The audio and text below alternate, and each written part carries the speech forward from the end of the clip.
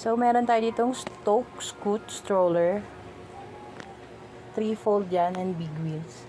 4 wheels yan ha. This is in aqua color. Ano tayo? Pag ito tayo, click nyo lang yung white ha. Pag nag-click na, tayo mo lang medyo.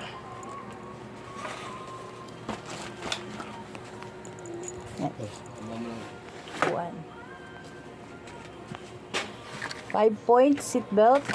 Handle is adjustable. Adjustable height. So, kung anong height nyo, na-fold yan. Storage sa bottom. Yan, sobrang laki niyan pag mamalengke kayo ha. Canopy. No fading canopy niyan. Extended. Yan, ay extended.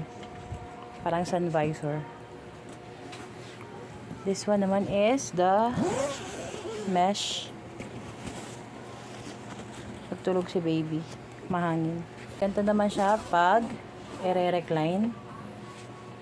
Yan. Click nyo lang yan dyan. To recline yan ha.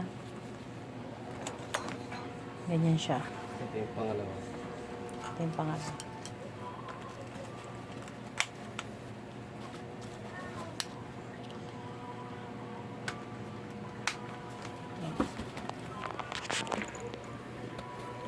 Ito yung view.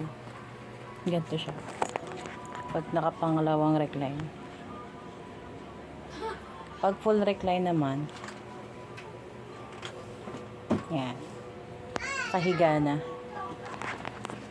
Yan, nakahiga si baby. Then, pwede din tong iharap sa inyo. Ganito naman. Click nyo lang yung white. Magkabila yan ha. Tapos angat.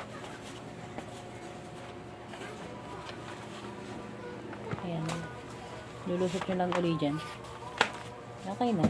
Diba? Nakaharap na sa inyo si baby. Again na. This is stock. Clean na. Ready to use.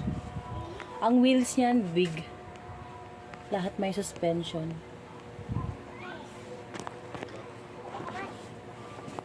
Ayan. Pag nakaharap.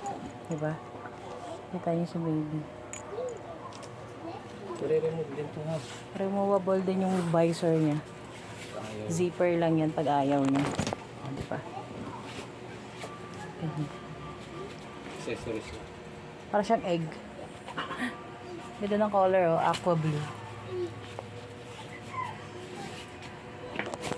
Yung frame niyan, yan.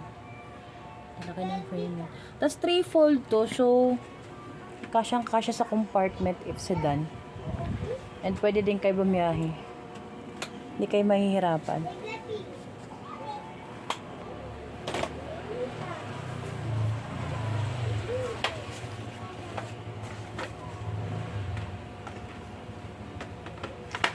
Ganito naman siya itupi.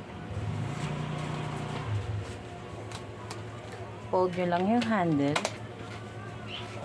Tapos fold yung upuan. Aangat nyo lang.